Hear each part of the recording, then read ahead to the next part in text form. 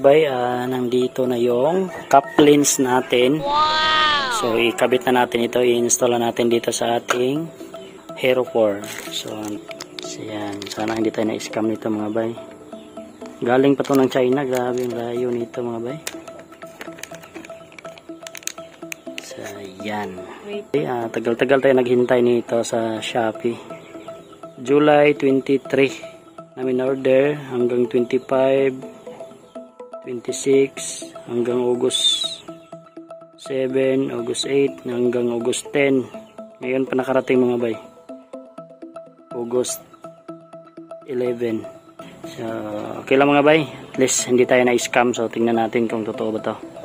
So ang mga ito gagawin mga bay is itong lens natin, is itong linisan natin mga bay.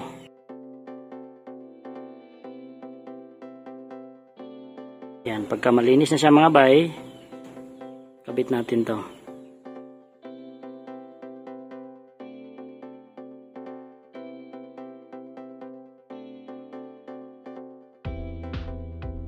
Yan mga bay, maganda na siya tignan. Wow! Proteksyon na sa lens, pero parang may dumi mga bay sa loob. I-open natin, subukan natin hindi makikita yung dumi. Okay lang. So okay lang siya mga bay. So walang problema, maliwalas. Ayan. So panumbar na tayo.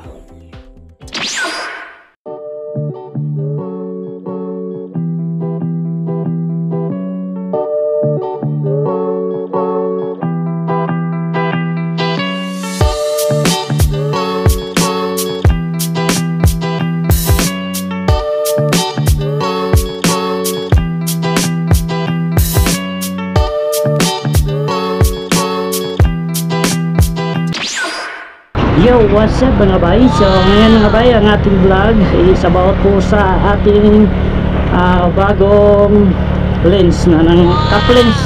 Cup lens pala tawag nito mga bay. Dito sa ating harapan. Grabe na multicab. Hindi mo yung product rin mga bay. So cup lens yung nandito sa ating harapan mga bay, na nalagay dito sa ating Hero 4 silver. So may cup lens na. So hindi na tayo mag-alala kung ito ay madapuan na ng dumi dahil may top lens po siya mga bay. Pero tignan natin ito mga bay kung ito ay hindi ba mag-fogs, kasi yung iba makikita ko is mag-fogs po siya. Hindi natin alam kung safety pa rin, gamitin tong top lens natin, kung hindi ba ito mag-fogs mga bay.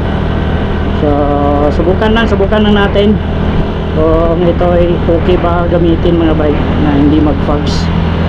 So yan, nakikita naman ninyo na ito na yung ginagamit natin. So nakikita na rin ninyo sa ating last video na nakarating na siya. So almost 2 weeks natin to hinihintay yung cup lens mga bay. Kaya grabe.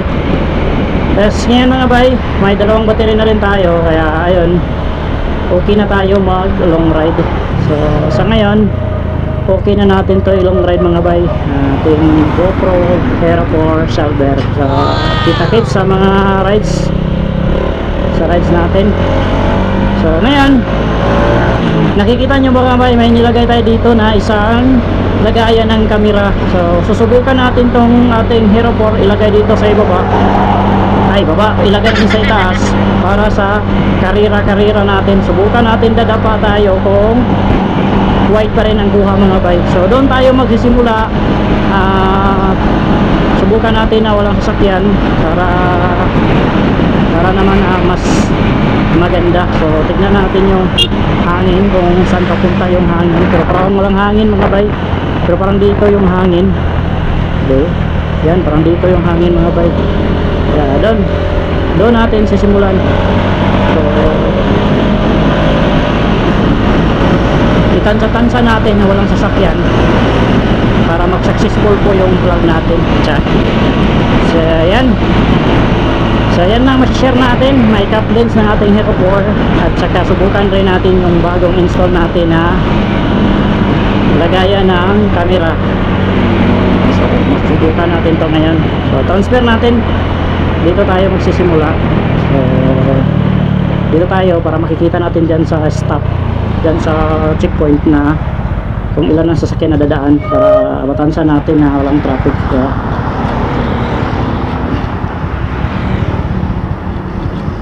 so yan.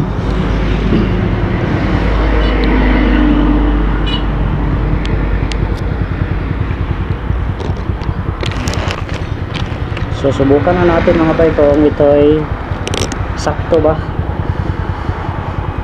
Ayan, tansa natin na walang mga sasakyan para mas safe. So subukan lang. So wag lang malaglag. Purya-purya, wag lang malaglag. Bago lang kasi natin to kinabit. So ayan.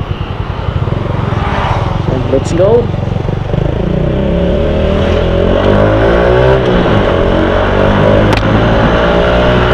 Let's go main, dadapa na tayo. Tignan natin kung mataka ito.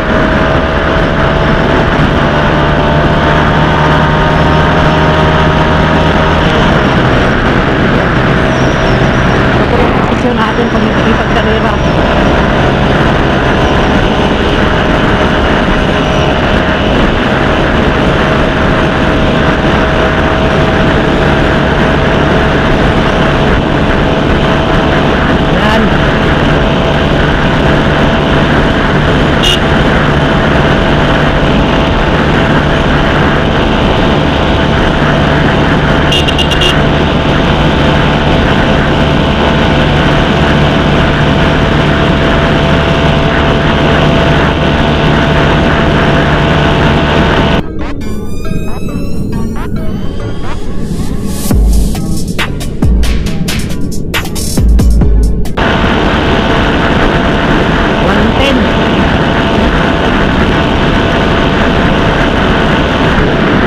Yan 110. Nakarating na yun ng 110 mga bay. Oye, kumusta yung camera? Nagtulog pala. So yan mga bay, naka 110 po tayo. So hindi natin alam kung nakikita ba sa camera, kasi yun na po ang plastada sa ating camera mga bay. So yan lang ang masishare natin. So kung bago pa kayo sa akin, kung bago pa kayo sa channel mga bay, huwag kalimutan mag-subscribe, i-click ang bell para na ma-update mo sa akong bagong video na pagawas mga bay. Bye-bye!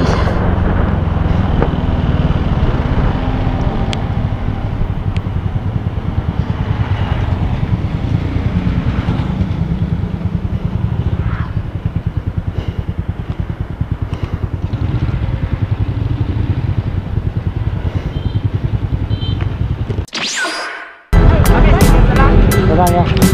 Shout out kay Kuya Boy. So naka-vlog ko. Ito pala ka po, sticker. So kinit. So shout out din ko sa Kinit. Kahit, sige. Kahit